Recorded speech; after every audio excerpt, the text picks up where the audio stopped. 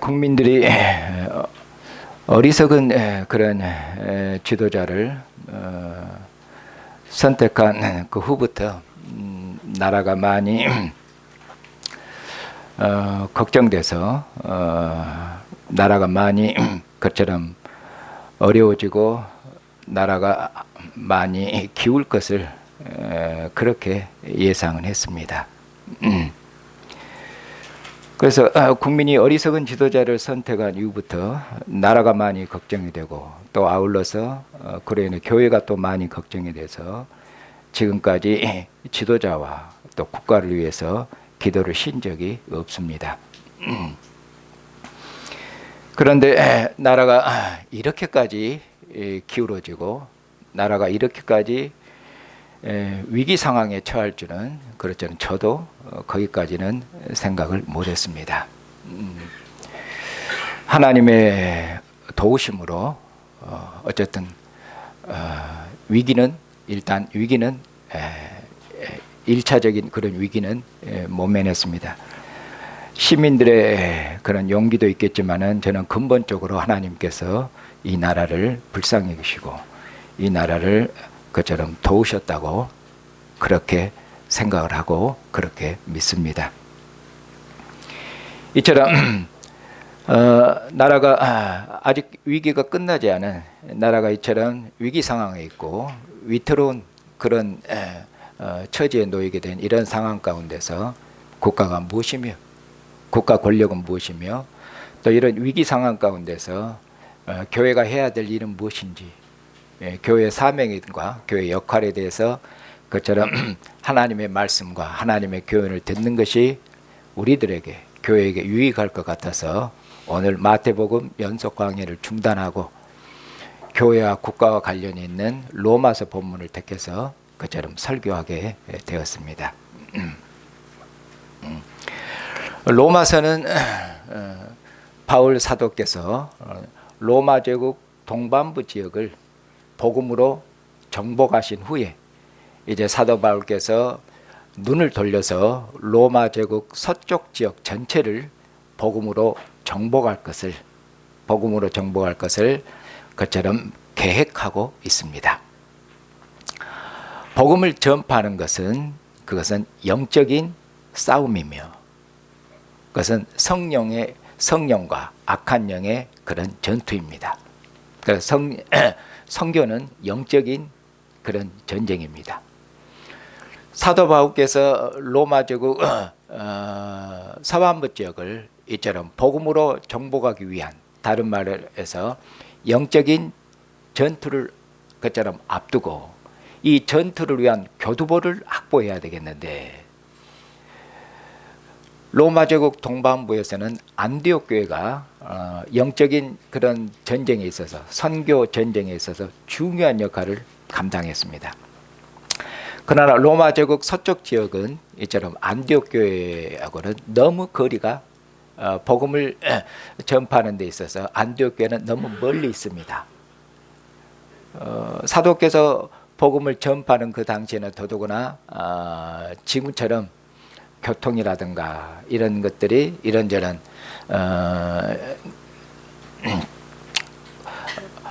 통신이라든가 또 과학기술 이런 것들이 많이 발전이 되어 있지 않습니다. 소위 말하는 안디옥 교회가 본부라면은 선교 본부라면은 이쪽에서 바울 사도를 전격적으로 후원하고 지지하는 보급품이라든가 이런 것들을 빨리빨리 보급을 해줘야 되는데 안디옥 교회는 너무 멀기 때문에 로마 제국 서쪽 지역에 그처럼 영적인 전쟁에 있어서 안디옥 교회가 사도 바울을 전폭적으로 지원할 마음이 있어도 그렇게 지원할 수 있는 상황이 안 됩니다. 그렇기 때문에 사도 바울께서는 이제 로마 교회를 그처럼 복음의 전진기지 로마 서쪽 지역과의 전쟁을 앞두고 로마 교회를 전진기지로 그 교두보를 확보하기 위한 전진기지로 삼기 위해서 로마 교회를 복음으로 그처럼 경고케 하고 복음으로 로마 교회를 무장시키고 복음으로 로마 교회를 경고케 하시기 위해서 로마 교회처럼 복음을 주제로 그렇게 편지를 써서 로마 교회에 보냈습니다. 그래서 로마 교회는 이 복음을 확실히 알고 그리고 사도 바울의 선교 전쟁에 적극적으로 그처럼 참여해야 됩니다. 로마서 13장은 특별히 로마서 13장은 사도 바울께서 국가 권력과 교회의 그런 관계에 대해서 그처럼 말씀하십니다.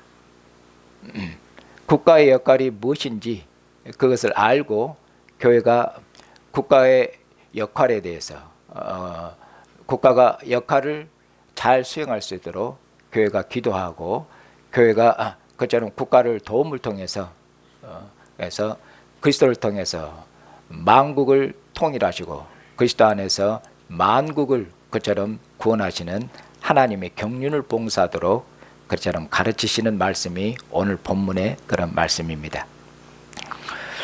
오늘 본문 말씀은 국가 권력이 무엇인지, 국가 권력의 그처럼 근원은 무엇인지, 국가 권력은 누구로부터 그처럼 주어졌는지, 그리고 국가 권력은 무엇을 위해서 그 권력은 행사되어져야 되는 것인지,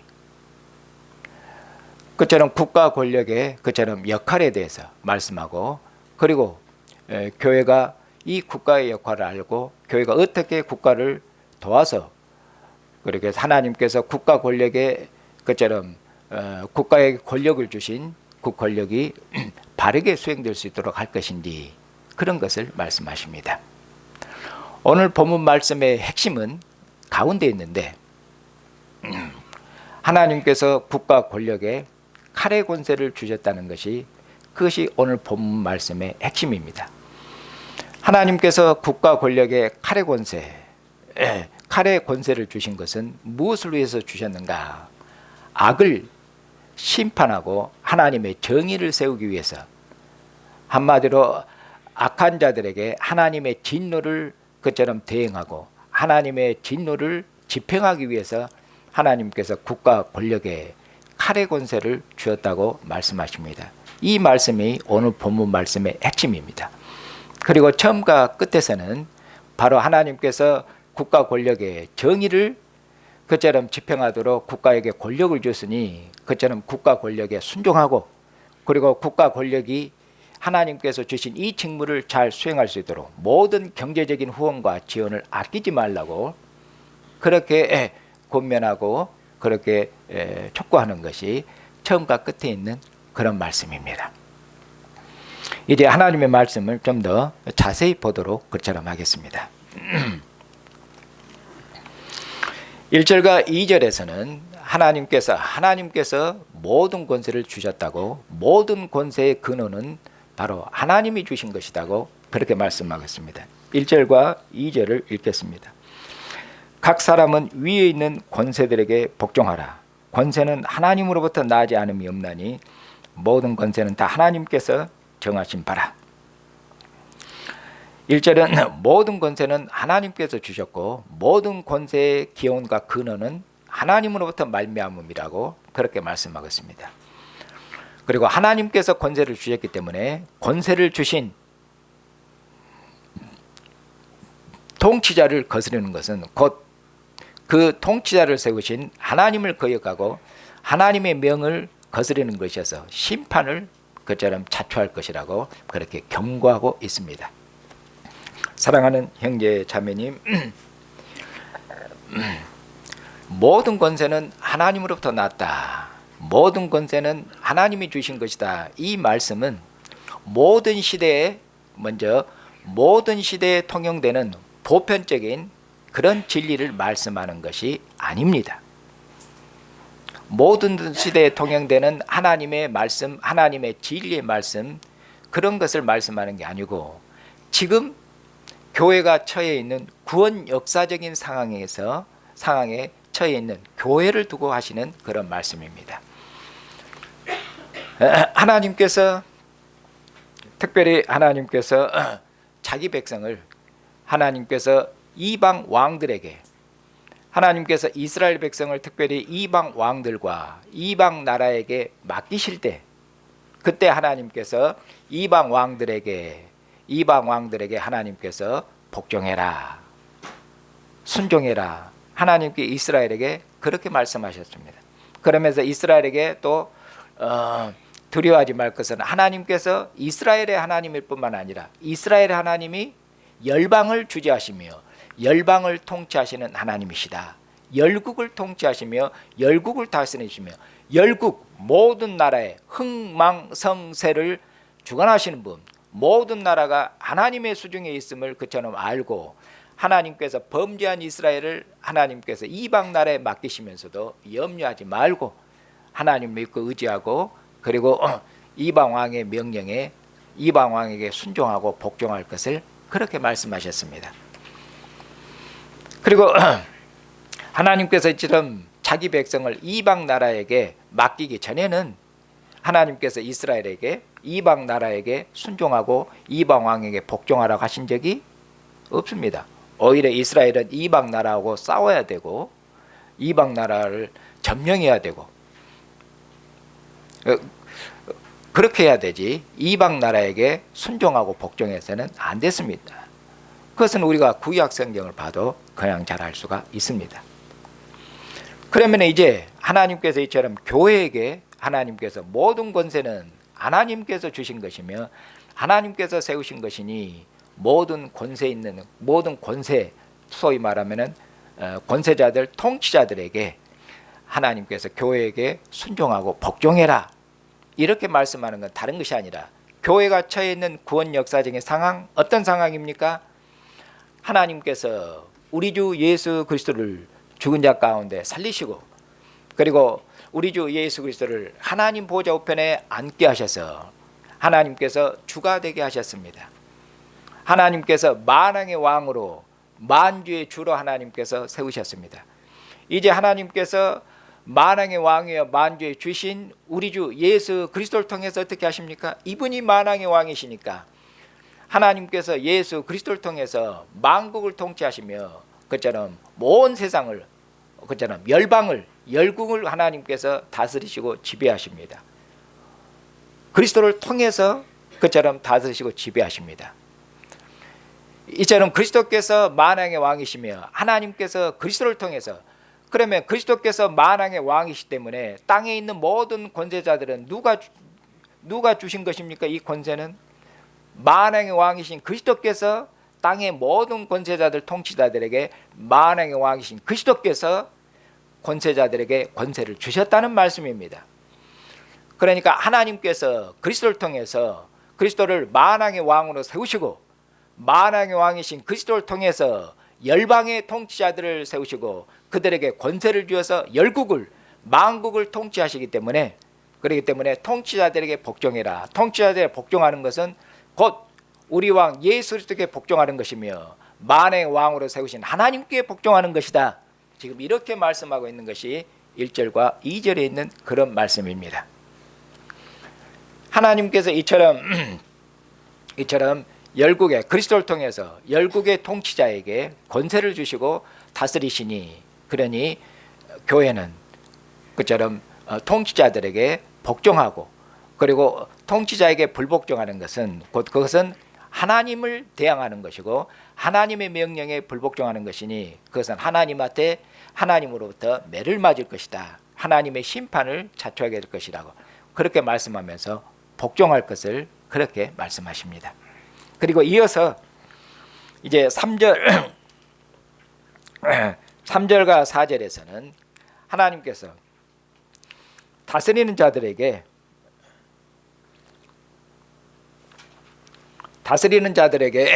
권세를 주었는데 다스리는 자들에게 권세에 힘을 주셨는데 이 권세는 무엇을 위한 권세인지 그걸 말씀하고 있습니다. 다스리는 자들에게 그처럼 권세를 주었는데 이 권세는 뭐냐면 악한 일을 행하는 자들이 두려움을 갖도록 그처럼 다스리는 자 이들이 곧 위에 있는 자들은 다스리는 자 곧 통치자들을 두고 한 얘기입니다. 통치자들에게 그처럼 힘을 주셨는데 권세를 주셨는데 왜 주셨는가? 악을 행하는 자들이 두려워하도록 악을 행하는 자들이 두려워하도록 하나님께서 이 통치자들에게 권세를 주었으니, 그러니 착한 일을 행하는 사람은 두려워할 필요가 없다. 그러나 악한 일을 행하는 자들은 두려움을 가져야 될 것이다. 이처럼 악한 일을 행하는 자들의 두려움을 갖도록 그처럼 권세자들에게 힘을 주었다고 그렇게 말씀하겠습니다. 그리고 나서 그러면은 권세자들에게 구체적으로 어떤 힘을 주었는지 그 다음 더 자세히 말씀하십니다. 권세자들에게 힘을 주어서 악한 자들을 제재하고 악한 자들을 그처럼 두려워하도록, 악한 자들이 두려워하도록 하셨는데, 권세자들에게 구체적으로 어떤 힘을 주었습니까? 어떤 힘을? 4절을 보시면은 그는, 다스리는 자들은 하나님의 사역자, 하나님의 종들이며 하나님의 일꾼인들입니다. 그들은 하나님의 사역자가 되고 내게 선을 베푸는 자는데, 그러나 내가 악을 행하거든 두려워하라. 그가 공연히 칼을 가지지 아니하였으니 하나님의 사역자가 되어 악을 행하는 자에게 진노하심을 따라 보응하는 자니라. 이렇게 말씀하겠습니다. 여기서 다스리는 자가 가지고 있는 구체적인 그 권세가 무엇인지를 더욱 상세하게 말씀하겠습니다. 다스리는 자들은 어떤 권세를 가지고 있습니까? 여기 보면은 칼의 권세를 가지고 있다고 말씀하겠습니다. 오늘날의 언어로 바꿔서 말을 하자면, 오늘날 말을 하면은 소위 말하면 총과 탱크와 군대, 총과 탱크와 군대, 이런 모든 물리적인 힘을 행사할 수 있는 모든 물리적인 힘인데 강력한 힘입니다. 강력한 물리적인 힘을 그처럼 동원하고 강력한 물리적인 힘을 행사할 수 있는 이런 강력한 힘, 군대보다 더 강력한 힘이 한 나라에서 어디 있습니까? 없습니다. 군대가 가장 강력한 힘입니다. 한 나라에서는. 이처럼 강력한 물리적인 힘을 동원할 수 있는 하나님께서 그처럼 권세자에게 힘을 줬다고 구체적으로 그렇게 말씀하겠습니다. 그러면 이렇게 통치자에게 이처럼 강력한 그런 물리적인 힘을 행사할 수 있는 그런 권세를 주었는데, 이 권세는 무엇을 위한 권세냐, 그 말씀입니다. 하나님께서 국가에게 권력을, 통치자에게 권세를, 이처럼 어마어마한 권세를 주었는데 이 권세는 무엇을 위해 주셨는가 말씀하겠습니다. 그는 하나님의 사역자인데, 어떤 사역자입니까? 하나님의 사역자는 하나님의 일을 하는 종입니다. 하나님의 일을 하는 일꾼입니다. 하나님의 일을 합니다. 그럼 어떤 하나님의 일을 합니까? 하나님께서 하나님의 일을 하도록 하나님께서 힘과 권세를 주었다고 말씀하고 있지 않습니까? 하나님께서 일을 맡기셨으면은, 하나님의 일을 맡기시면은 그 일을 수행할 수 있도록 하나님께서 능력을 주시고 힘을 주십니다. 그럼 어떤 하나님의 일을 수행하도록 하나님이 그렇게 하셨는가? 그는 하나님의 사역자인데 악을 행하는 자에게 진노하심을 따라 보응하는 자니라. 이렇게 말씀하겠습니다. 여기서 하나님께서 국가에게 권력을 주셨는데, 그 권력이 무엇을 위한 권력인지, 그 권력은 무엇을 위해서 수행되고 무엇을 위해서 집행돼야 되는 것인지 그것을 분명하게 명확하게 말씀하겠습니다. 하나님이 주신 권세는 오직, 하나님이 주신 그 막강한 권세는, 그 물리적인 막강한 권세는 오직 무엇을 위해서 수행돼야 됩니까? 오직 성경이 말씀하는 것처럼 오직 무엇을 위해서 그 권세는 있습니까? 오직 정의를 위해서 있습니다. 정의를 위해서. 악을 제재하고 선을 행한 자에게는 칭찬하고 포상하고, 선을 행하는 자는 격려하고, 그러나 악을 행하는 자에게는 그처럼 벌을 주고 하나님의 진노를 대응하고 하나님의 심판을 대응하기 위해서 그처럼 하나님께서 막강한 그런 권세를, 그런 힘을 그렇게 하나님께서 주셨다고 말씀하겠습니다. 그리고 나서 하나님께서 이처럼 하나님의 정의를 그처럼 수행하도록 하나님께서 국가에게 막강한 권력을 주셨으니, 그러니 하나님이 권력을 주신 이 통치자들이 어떻게 해야 됩니까? 이 통치자들이 하나님의 정의를 잘 수행할 수 있도록 어떻게 해야 되겠냐? 그들을 존경해라. 그들을 두려워하고 그들을 존경하고, 그리고 하나님의 정의를 수행하는데 뭐가 듭니까? 하나님의 정의를 수행하려면은 모든 필요한 경비가 있지 않습니까? 하나님의 공의를 집행하는 데 있어서 이런 그때는 막대한 돈이 들어갑니다. 그런 데 있어서 국가가 정의를 수행하는 일을 잘 수행할 수 있도록 그처럼 교회는 모든 후원과 모든 경제적인 후원과 경제적인 지원과 필요한 모든 경비를 대라고 그렇게 말씀하겠죠. 그것이 뒤에 있는 조세와 관세, 각종 세금을 말씀하겠습니다. 세금, 돈을 내라는 말씀이죠. 경제적인 후원을 아끼지 말아라. 그래야 경제적인 후원과 지지 속에서, 후원과 지원 속에서 국가가 정의를 수행하는 일을 할 수 있는 것이라고 그렇게 말씀하고 있는 것입니다. 이제 사랑하는 형제 자매님,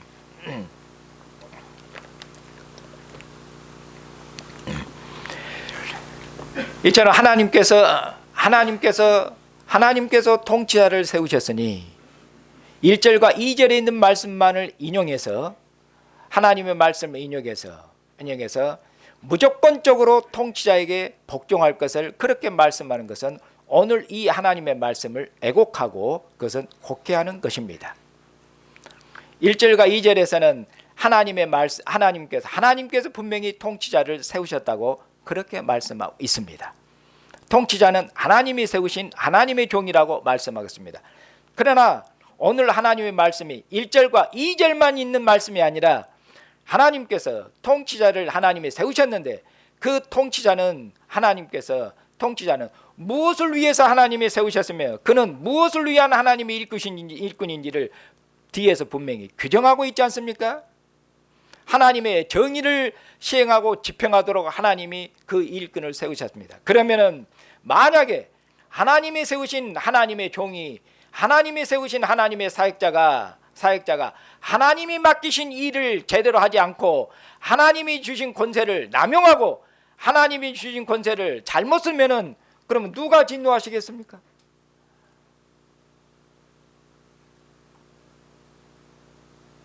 주인이 종에게 힘을 주고, 그리고 주인이 자기 뜻을 행하라고 종에게 모든 권세를 주고 모든 후원과 지원을 아끼지 않았는데 이 종이 주인의 뜻을 봉사한 것이 아니라 주인의 뜻을 봉사하고 주인의 뜻을 따라서 그처럼 주인이 주신 권세를 집행하고 수행하는 것이잖아. 자기 마음대로 자기를 위해서 오히려 불의를 행하고 악을 행하면은 어떻게 하시겠습니까? 그건 불을 보듯 뻔한 거 아니겠습니까? 당연히 하나님이 진노하시고 당연히 하나님이 심판하십니다. 사랑하는 형제 자매님, 하나님께서 통치자를 세우셨으니 이 통치자는 누구도 손대면 안 된다. 하나님께서 이 통치자를 끌어내리기 전까지는 누구도 이 통치자에게 손을 대서는 안 되는 것이라는 것은, 그것은 하나님 말씀을 전혀 잘못 이해한 것이며 그건 하나님의 말씀을 곡해한 것입니다. 그것은 구약 시대에 해당되는 것이며 그것은 다윗 왕조 시대에 해당되는 하나님 말씀입니다. 하나님께서 통치자를 세우셨는데 하나님께서 통치자를 어떻게 세우셨는가가 그것이 중요합니다. 하나님께서 구약 시대 때 하나님이 통치자를 세우신 것과 지금 이 시대에 하나님이 그리스도를 통해서 통치자를 세우신 것은 방식이 전혀 다릅니다. 이전에 하나님께서 사울 왕을 세우시고 다윗 왕을 세우셨을 때는 하나님이 누구를 통해서 세우셨습니까? 하나님이 직접 기름 부어 세우셨습니다. 하나님이 선지자를 통해서 하나님이 직접 기름 부으셨습니다. 사무엘을 사울 왕을 하나님께서 직접 기름 부어 세우셨습니다. 하나님이 세우셨기 때문에, 하나님이 직접 세우셨기 때문에, 그 누구도 하나님이 세우셨기 때문에 하나님이 세우신 왕을 그 누가 폐위시킬 수가 있겠습니까? 하나님이 세우신 왕을 그 누구도 폐위 못 시킵니다. 하나님이 그 왕을 폐위시키기 전에는 하나님이 직접 세우셨기 때문에, 그렇기 때문에 다윗 왕이 사울 왕이 자기를 죽이려고 하는 이 악한 왕에 대해서 다윗이 사울을 죽일 기회가 있었는데도 하나님이 기름 부어 세우신 왕이라고 다윗은 사울에게 손을 대지를 안 했습니다. 이 말씀을 그대로 가지고 와서 신약교에 적용하면 안 됩니다. 하나님께서 지금 통치자를 세우셨는데 하나님께서 선지자를 보내셔서 하나님이 지금 통치자에게 대통령을, 왕을, 소위 말 하나님께서 직접 기름 부어 세우셨습니까? 하나님이 선지자를 보내셔서 직접 기름 부어 세우셨습니까? 그렇지, 안 했지 않습니까? 그러면 하나님께서 지도자를, 통치자를 누구를 통해서 세우셨습니까? 하나님께서 국민들을 통해서 세우셨습니다. 국민들을 통해서 세우셨습니다. 그러면 하나님께서 지도자가 잘못했을 때, 통치자가 잘못했을 때 하나님이 국민들을 통해서 세우셨으면은 하나님이 이 지도자를 심판할 때도 누구를 통해서 심판하시고 누구를 통해서 끌어내리시겠습니까? 당연한 거 아니겠습니까?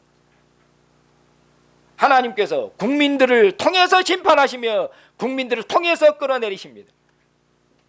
그것이 지금 이 시대입니다.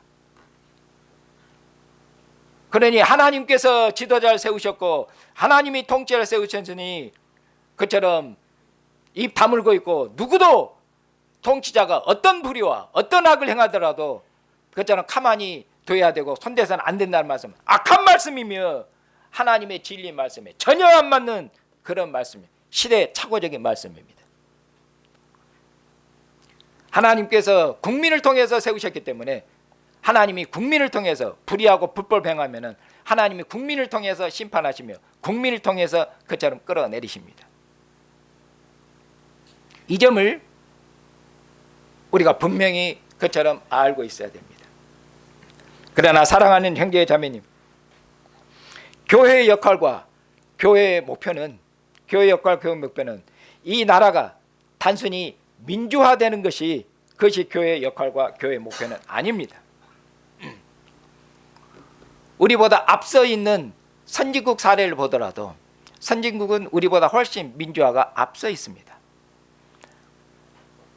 그처럼 민주화가 앞서 있는 유럽이라든가 그런 미국을 보더라도 지금 어떻게 됐습니까?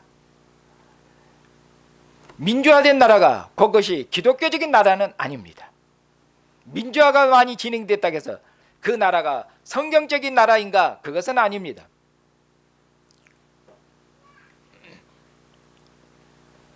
오히려 더 민주화된 나라는 지금 보면 거의 반기독교적으로 그렇게 돌아서 있습니다. 왜 그렇습니까? 민주화가 진행될수록 인간 중심의 인간의 권리가 인간의 자유와 인간의 권리가 최고조로 달하도록 그렇게 돼 있습니다. 민주화가 진행되면 진행될수록 인간의 권리와 자유가 최대한으로 보장되도록 그렇게 돼 있습니다. 그렇게 될 수밖에 없습니다. 그렇기 때문에 이 소위 말하는 민주화가 진행되고 발전되고 더 그처럼 고도화될수록 어떻게 되냐면은 소위 말하면 인문정신이 꽃을 피우도록 그렇게 되어 있습니다. 인간의 권리를 극대화시키는 것, 인간의 권리를 극대화시키는 것이 그것이 인문정신 아닙니까? 그것이 인문학이에요. 인문정신입니다. 인문정신은 신을 배제하는 것입니다. 인문정신은 인간이 왕이며 인문정신은 인간이 신이에요. 인문정신은 인간을 신의 위치로 올려놓는 것입니다. 그것이 곧 다른 말로 하면 요새 포스트 모더니즘입니다. 인간이 모든 것을, 진리도 인간이 결정하는 것입니다. 인간이 모든 것을 결정기예요. 지금 이것을 우리가 보고 있지 않습니까? 내가 남자나 여자도 내가 결정할 것이야. 인간이 결정할 것입니다. 인간이. 모든 진리도 인간이 결정하게. 절대적인 진리, 절대적인 선, 그런 건 없습니다. 인간이 모든 것을 결정할 것이에요. 이것이 휴머니즘이며 이것이 인문학의 고도로 발전된 인문학이며 그것이 곧 포스트모더니즘입니다.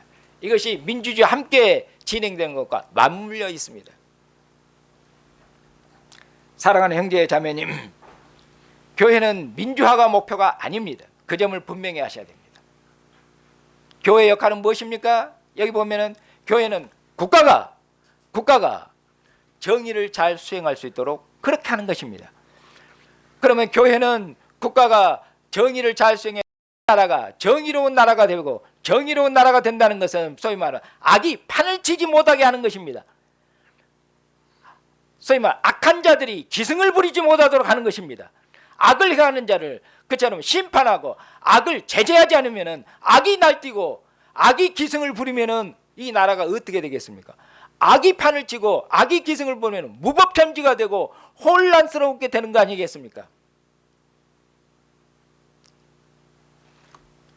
교회는 국가를 위해서 기도하고 국가 지도자에게 하나님께서 지혜를 주셔서 이 국가를 그처럼 정의로운 나라가 되도록 그처럼 기도하는 것은 이 나라가 단순히 정의로운 나라가 되는 것, 그가 목표가 있는 것이 아니라 정의로운 나라가 돼야 어떤 나라입니까? 질서 있는 나라가 됩니다. 정의가 시행되지 않으면은 질서가 없고 혼란이 찾아오도록 되어 있습니다. 정의로운 나라는 질서 있는 나라며, 그리고 질서 있는 나라가 곧 평화로운 나라입니다. 그리고 이 질서와 평화로운 나라는 다른 것이 아니라 법에 의해서 통치하는 것입니다. 더더구나 우리나라는 법치주의입니다. 법은 정의를 위해서 있으며, 법은 질서를 위해서 있으며, 법은 평화를 위해서 있는 것입니다. 그래서 이 나라가 그처럼 법을 따른 법치주의로 법이 잘 그처럼 통치하고 법이 수행되고 집행되면은 그처럼 평화의 나라, 정의의 나라, 질서의 나라가 될 것입니다. 그러나 교회는 이것이 궁극적인 목표가 아니라 악이 판을 치고 기승하면은 어떻게 교회가 그리스도 예수 안에서 천하 만민을, 열국을 하나님의 나라를 부르며 천하 만민이 모든 사람들이 우리 왕 예수 그리스도 앞에 만왕의 왕으로 세우신 우리 주 예수 그리스도 앞에 무릎을 꿇고 복종하도록 하나님의 복음을 그렇게 전파할 수가 있겠습니까? 무질서하고 혼란하고 그런 가운데 어떻게 교회가 복음을 잘 전파하고 하나님의 경륜을 봉사할 수가 있겠습니까? 없지 않겠습니까? 대단한 장애와 어려움을 겪지 않겠습니까? 그렇기 때문에 교회가 국가를 위해서 기도하고 교회가 국가를 돕는 것은 질서 있고 단정하고 평화롭고 정의로운 그런 가운데서, 이런 가운데서 교회는 복음을 전파하기 위한 것입니다. 이것이 교회의 사명입니다. 교회가 국가의 모든 역할을, 정의를 수행하는 역할을 돕는 것도 복음 전파를 위해 있는 것이며, 그리스도 예수 안에서 모든 죄인들, 이방인과 유대인 모든 죄인들을 부르시며 천하 만민을 구원하시는 하나님의 때가 찬 경륜을 봉사하는 이 하나님의 경륜을 봉사하기 위해서, 그것을 위해서 있는 것입니다. 복음 전파를 위해서 이 땅에 정의와 평화가, 질서가 있기를 그처럼 기호도 하는 것이며, 국가를 그처럼 국가가 그 역할을 하도록 협력하는 것입니다.